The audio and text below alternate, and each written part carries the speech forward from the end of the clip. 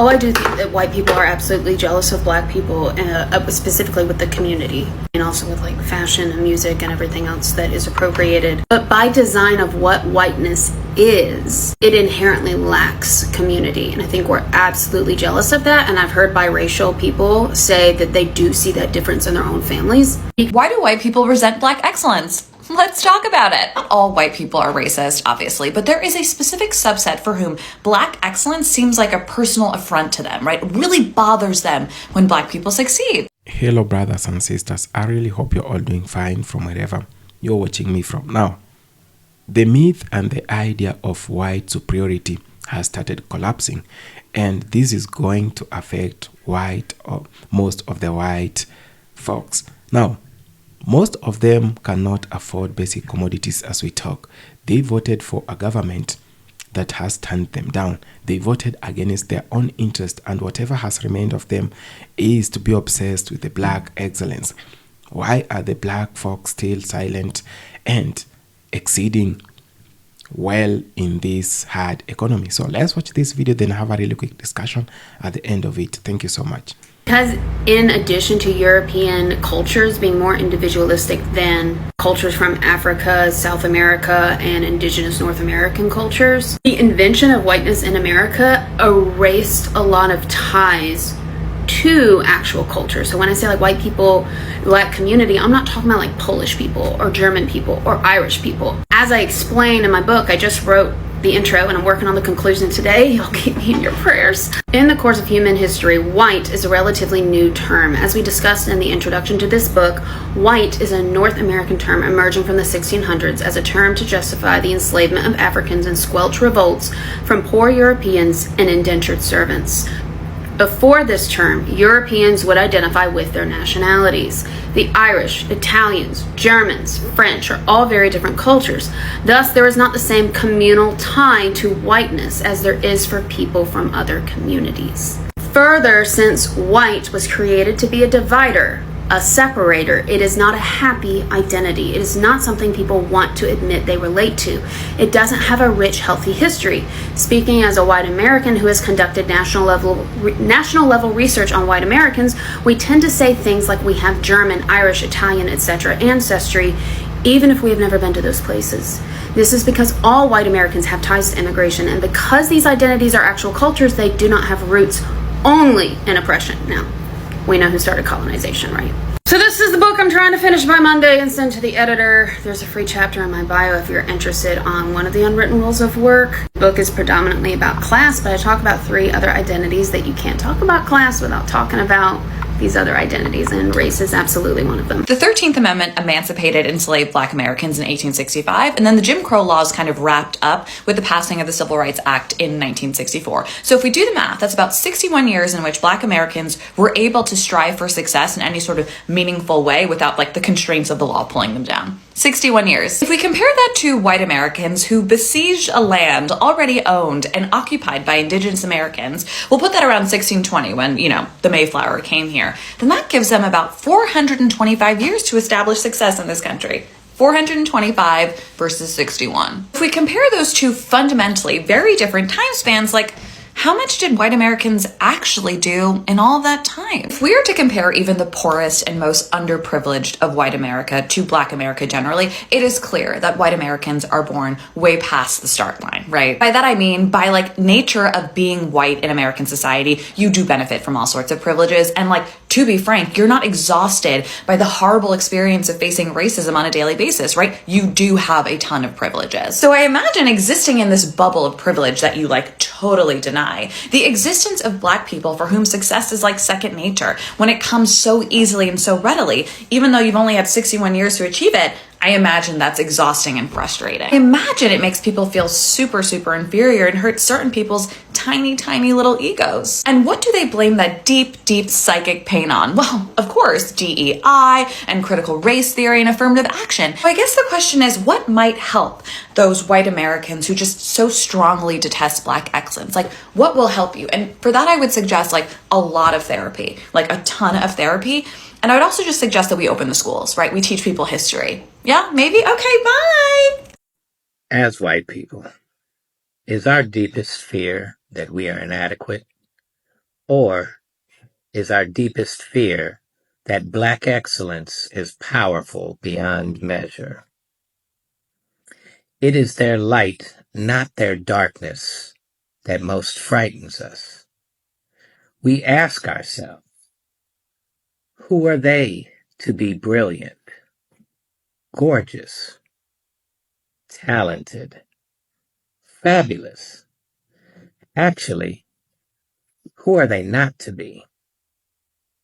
Look honestly, and you will see how they demonstrate love as a reflection of our unwarranted hate. Our playing God does not serve the world.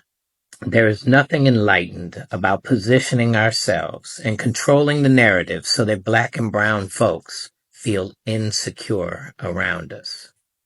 We are all meant to shine as children do. We were born to manifest the glory of the Spirit that is within us. And it's not just in some of us, it's in all of us, no matter what your skin tone is. And as we let our own light shine, by atoning for and repairing the harm of our ways, as we learn to serve and see the true greatness of Aboriginal and Indigenous cultures and human beings around us, we unconsciously give white people around the planet the permission to do the same. As we are liberated from our own fears, our presence automatically liberates others. From this point, we can build a new world that is connected to the planet and each other. Together, humanity is achievable. I think white people think that other people want to be them. I think they think other people want to be white. They actually think that people are looking at them, ordering Charlie Kirk's at Starbucks in a show of solidarity, and thinking, God, I wish that was fucking me. They think people want to be like them. Bro, nobody wants to be like white people. What? Bro, what are you talking about, man? In every lifetime, if I ever got reincarnated, I would choose to be Black. This video is so funny because it is true. Like, white people think that they are the norm, the status quo, and that they are the blueprint for things, and everything outside of the scope of being white is not normal. I can speak boldly for the majority of Black people on earth, that I will say 99.999% of Black people. In every lifetime, if I ever got reincarnated, I would choose to be Black. With everything that we experience in the world, with everything, all the history we have, all the racism, microaggressions, macroaggressions existing in this world, having to prove yourself, being better than everybody just to get an equal level playing field, I would always choose to be Black. I couldn't imagine not having 20 cousins, having fake cousins, being communal, going to church, having growing up in my grandmother's house, having dinner at my grandma's house, having a drunk uncle that has hoop dreams at 50 who used to be a rapper. I couldn't imagine not having all the things that bring me together as a Black person with other Black people. Seasoned food, rhythm, music, clothes, swag, style. Impact. I just could not imagine not being this person. So if you're watching this and you're white and you really think that you are the blueprint because the world has told you so, that's a lie, bro. It's a lie. I would never want to be white. Even, don't get me wrong. There are some people out there that have issues internally, self-hatred, and that's due to our history in this land and the world. But the majority of us would always choose to be melanated in the next lifetime. Have a wonderful day. We just minding our business. Excellence is going to come out. If left to our own devices, we will fuck around and be the best at everything. We was dominating at tennis so hard they had to come out with pickleball just so they could find something that we hadn't beat them in. They bit their lip till it bled trying to keep from saying Serena was the best tennis player that ever lived. Still don't want to give her credit. Like, I could give so many examples of this. And in the midst of our resting, the Black excellence just keeps rolling on. I don't know this young man with the baseball, but I do know how they did that boy from American Idol, Jamal Roberts, and how Carrie Underwood did him. It's a perfect example. That boy was in that competition by himself. I could listen to him sing all day. I would be doing stuff and put his TikToks on so they'll just keep playing over and over again. That boy, that's God in that throat. He got God throat. He got God in his throat. Let's talk about just singers, for example. Y'all keep comparing Beyonce and Taylor Swift. I could go to any black church in America and find 10 singers better than Taylor Swift. Like, white people, mainstream praises mediocrity because they feel akin to it. Beyonce is excellence. Beyonce done came to the Grammys multiple times, been 0 for 8. Watching people like Taylor Swift and whoever take Grammys that was rightfully hers. Adele and whoever. Even Adele had to get up there and be like, listen, I didn't beat her, but somehow I won. This shit ain't right. Then she won the best country album and y'all gonna take the whole category away? Interesting.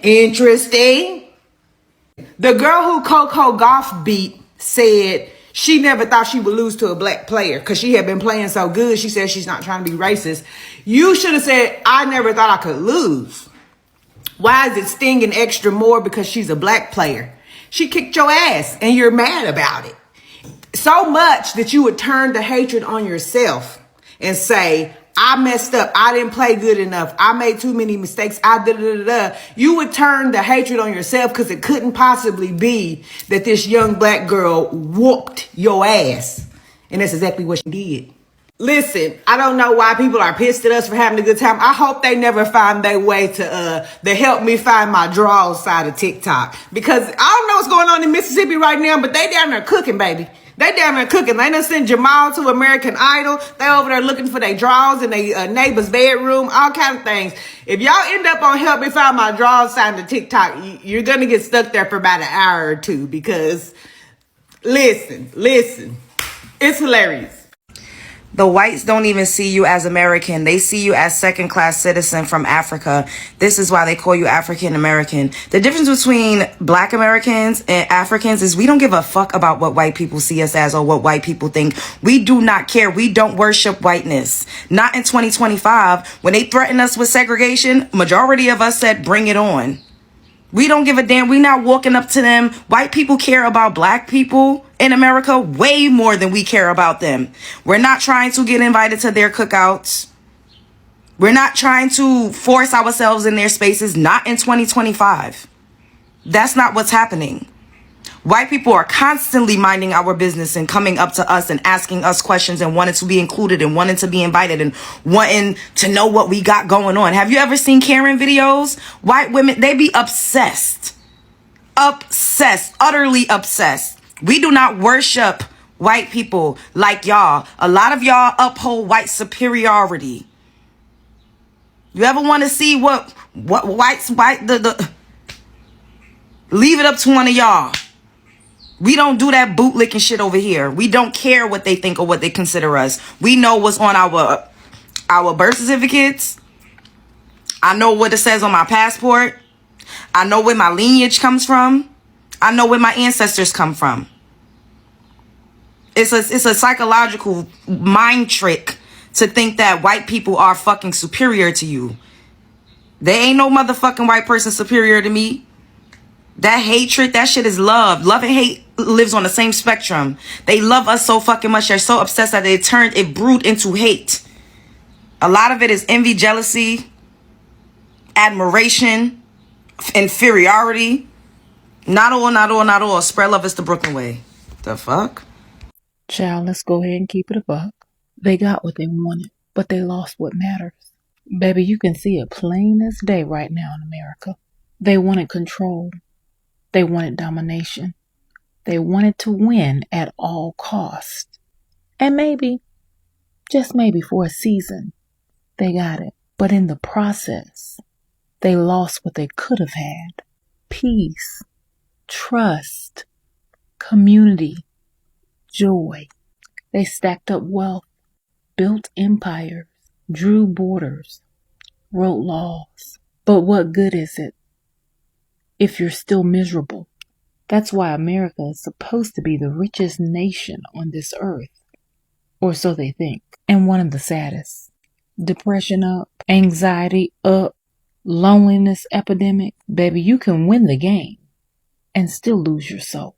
Child, because the whole foundation was built on theft of land, of people, of resources. You can't kill, steal, and destroy and then expect joy to bloom. Look at history.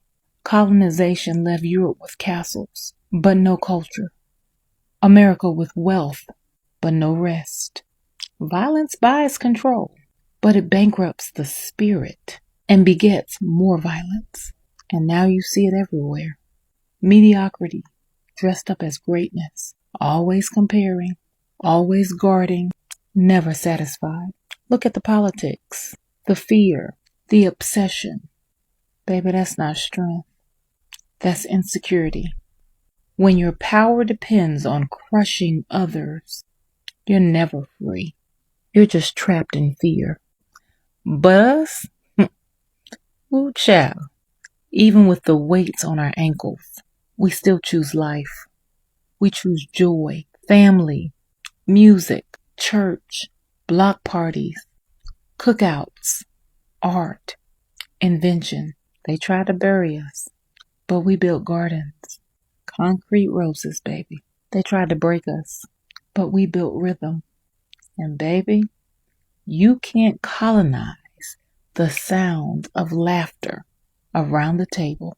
And Joy Reid said it best. Why y'all so angry? You got everything. No, baby. They may have things, but they lost what matters. Would you really trade your joy, your people, your peace for trophies? See, they got what they wanted. But we kept what matters. We kept each other. We kept community, the village. We kept joy.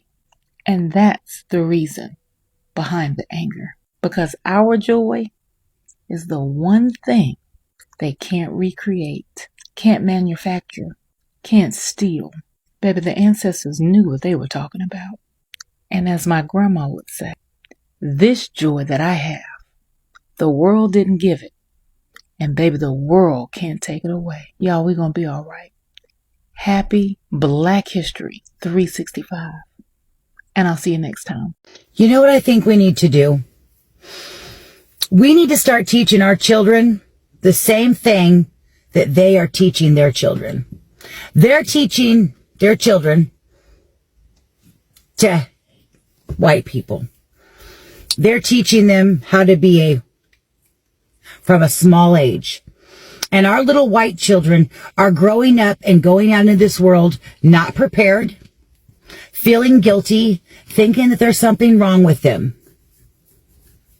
And I know that it probably sounds a little out there, but our little one, they need to be prepared what could happen to them in certain situations. These people say they're the ones that live in fear, and they're the ones that are scared, and there's all these sundown towns, and everyone's against them, when we all actually know the truth. And our kids and our family members and just people that are not aware of what's really out there working against us, they need to know. And don't feel bad for going to people that you love and care about and saying, hey, don't go to these big festivals in cities. Don't go where there are large groups of these people. Don't go there, because you don't know what could happen. Because I'll tell you this right now, when I do have grandkids, I'm going to make sure that they don't have an ounce of white. I'm going to make sure that they know that they have done nothing wrong, and not to let anyone in this world convince them that they are less than anyone else due to their... I think that that's fair. I do. I genuinely think that that's fair, because what we've been witnessing over the last 10, 20, 30 years is there's been so much white guilt, and it absolutely aggravates me when I see that. And one of the reasons why it aggravates me is because when I see all of these people running around with white guilt that has never actually experienced or done anything to anybody else, or they weren't a part of being a slave owner or something like that. when I see these people running around, usually what they do is they just enable bad behavior. And what happens is they start to become overly liberal because they are looking to be an apologist. They're looking to make other people feel good. And it's so fake and it's weak and it's phony.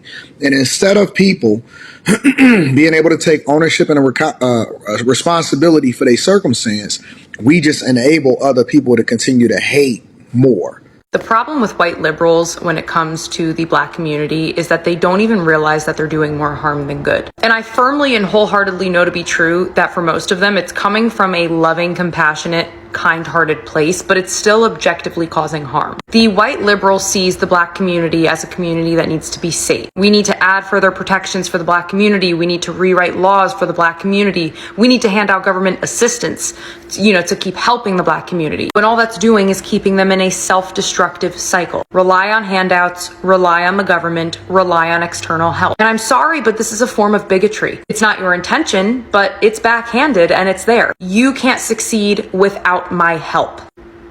That's racism. Not one of the messages in the liberal policy for the Black community is, you are great on your own, you just need to see it. And that's what conservatives have been trying to say for years and years. You don't need liberals in office or an immense amount of government assistance to be great. You are great. Just get out of your own way. Get out of the influence that makes you feel like you don't have a place in this world outside of your community, outside of drinking or drugs or music. And if this wasn't the truth, then why do we have Black doctors, Black scientists, Black authors, Black surgeons, Black engineers, Black professors, Black teachers? Hell, we had a Black president who wouldn't have been elected without the white vote. The only thing stopping the Black community from being the best it can possibly be is liberal ideology. Instead of passing out standards to the Black community, all you do is pass out sympathy. And you excuse destructive choices just so they don't feel excluded from your love. And again, I know it's coming from a good place, but that's not allyship. I know that the Black community has an incredibly dark past, but so do most cultures and races. The Jewish community survived a genocide and rebuilt their entire country with some of the smartest people on the planet. The Asian community were thrown in internment camps, millions of them.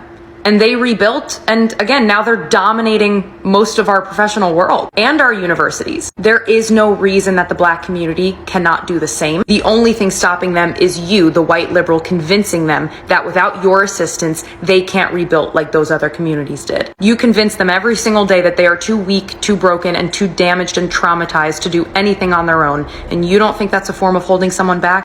Happy Black History Month, folks. Yeah, I'm a white guy, but I try and celebrate Black excellence in my classroom and in my life regularly. So, this month for Black History Month, I take a break from my genetics unit and have students focus on Black excellence in STEM. Let me show you what I do. I start by wearing this shirt to school on the day we start the project. And the project really focuses on notable African American and scientists, inspiring Black scientists in STEM. So I wear this shirt and I ask them, who are these people? Now, they're not all scientists, but I do urge you to look some of these people up. Figure out who Sojourner Truth, Garrett Morgan, Phyllis Wheatley, Frederick Douglass, and Edmonia Lewis are, because that's what I ask my students to do. Then I take them through a sampling of some amazing Black folks in STEM, and then they have to do their own project, looking into and discovering and inspiring Black scientists in STEM. I give them lots of resources to pick from. Then they have to make a slide that covers one. I give them an example, and I produce a template for them. And they have to do a slide and then a short presentation in small groups where they do the stay and stray protocol.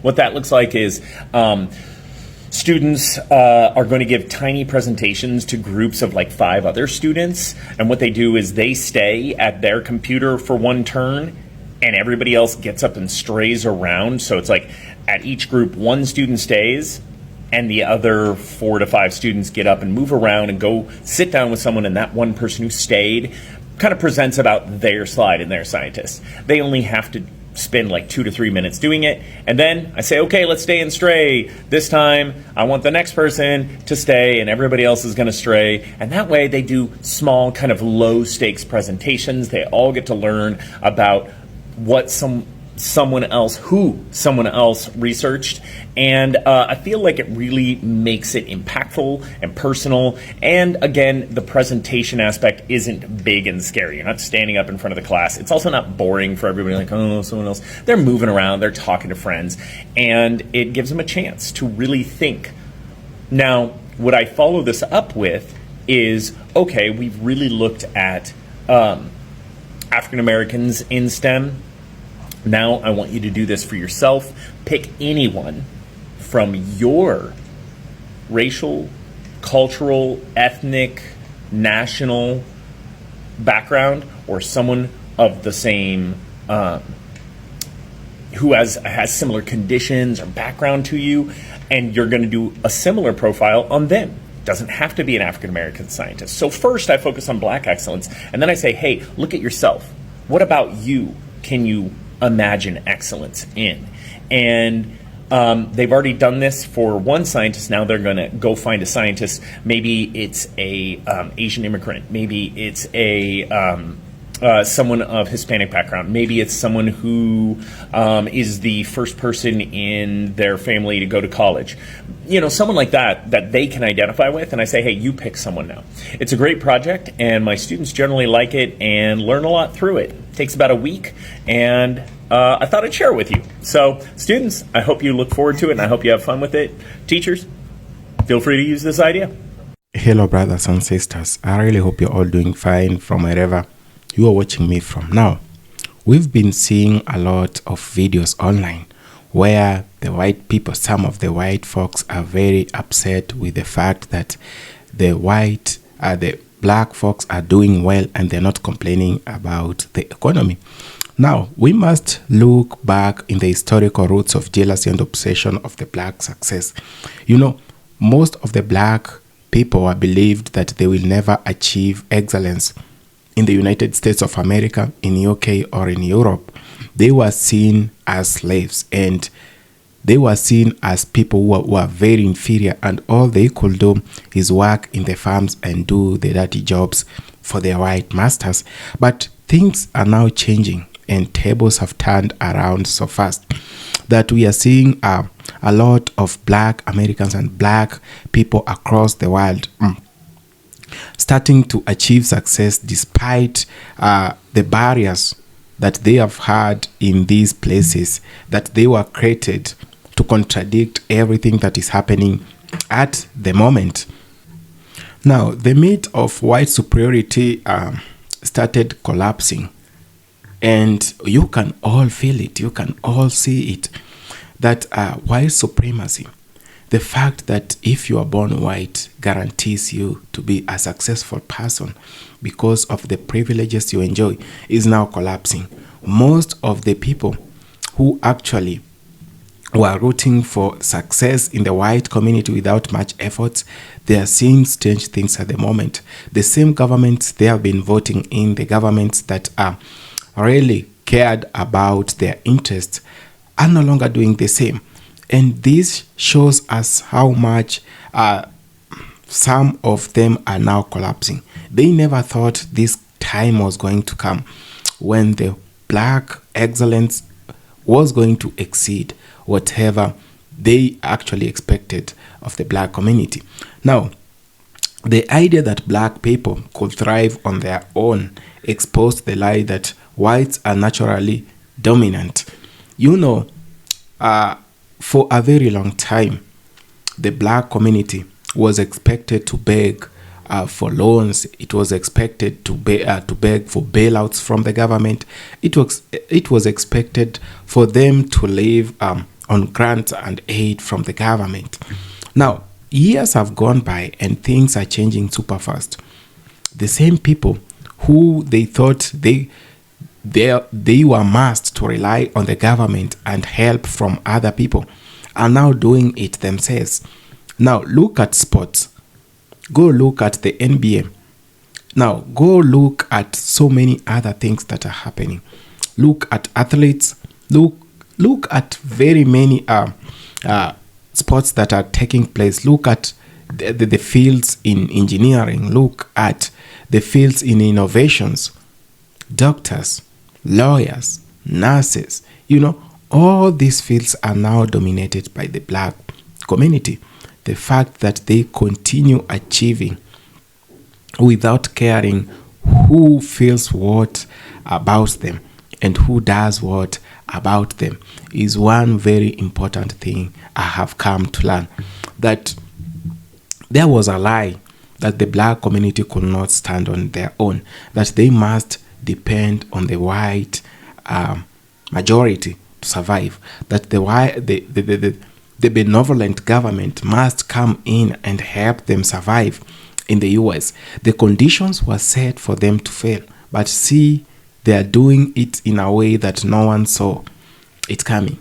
The fact that they keep on doing it, they keep on reminding those who thought they were going to fail that we are not going to fail and we are still going to achieve this.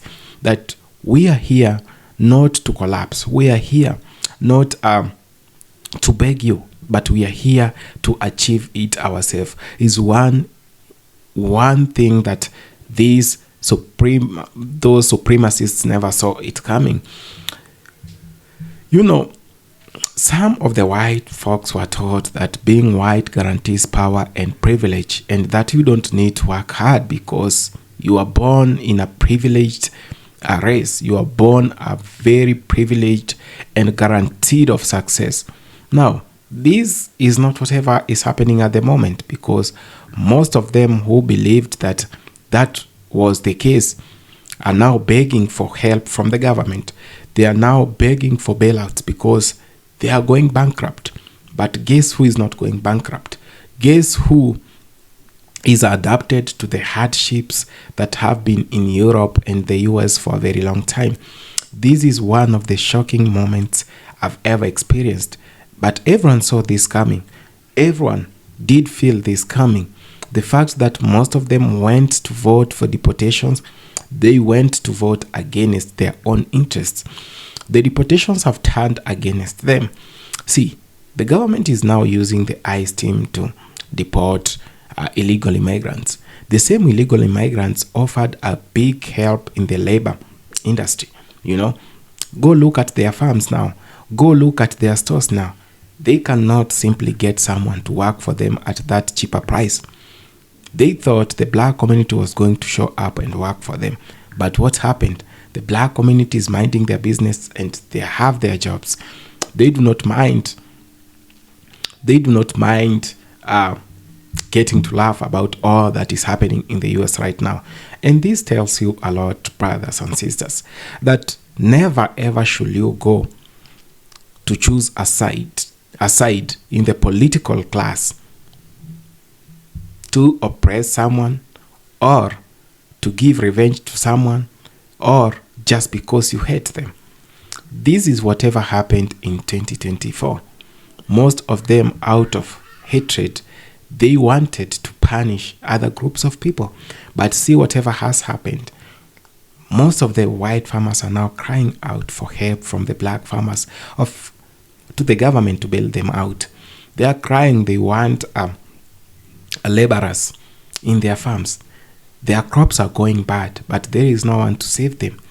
These are the things that no one saw coming, because when you're acting out of jealous and when you ever think that racism is cheap, this is whatever happened. Now, they are now being hit by bankruptcy. They are now being hit by tariffs, and all that has remained of them is to be obsessed with the black silence and the black and by the black excellence. This is one of the things that we should be very, very careful of. This is not just a message to the white Americans. This is a message to the black, brown, and any other person who acts out of jealousy, who will go as far as voting against their own interests, thinking they're punishing someone else. Politicians will always come back and have a handshake, share a meal, but after crumbling your economy, when you're crying, they will book their private jets and head to Maldives to have a good vacation with their families. You will be left there. You can't afford milk. You can't afford basic commodities because they are now looking like they amplify luxury to you. Be very careful and be warned, people of color and white people, that your unity, both brown, black, red, your unity is very important. White and brown, white and black, your unity is very important. And that's one thing that you always underlook. That's one thing that you do not want to pay good attention to. Be very careful. A system has been created to oppress those who are already oppressed, and those who are not very, very careful are also going to be oppressed. Be very careful how you transact. This is your life. And when you joke with your life, a lot can happen. Thank you so much for having taken your time to watch this video. I really appreciate, brothers and sisters. Sometimes we need to talk about these evils. We need to expose things that are happening and those that are not good. Let's just say the truth that things like black excellence, despite all the challenges, the black community has been able to achieve this. You, white Americans, you can also achieve it. Stop focusing on others. Stop focusing on their silence and whatever they are doing. Just be you and everything else will flow. Forget about the white supremacy. Forget about whatever you've been told how great you are. Now start focusing on yourself and build yourself without expecting anyone else to come and help you do it. Thank you so much for having taken this time to watch this video. I really appreciate. If it's your first time on this channel, please consider subscribing, sharing, commenting, and liking this video so that it might reach a large number of people and they can change their ways on how they vote and how they think. See you. Adios.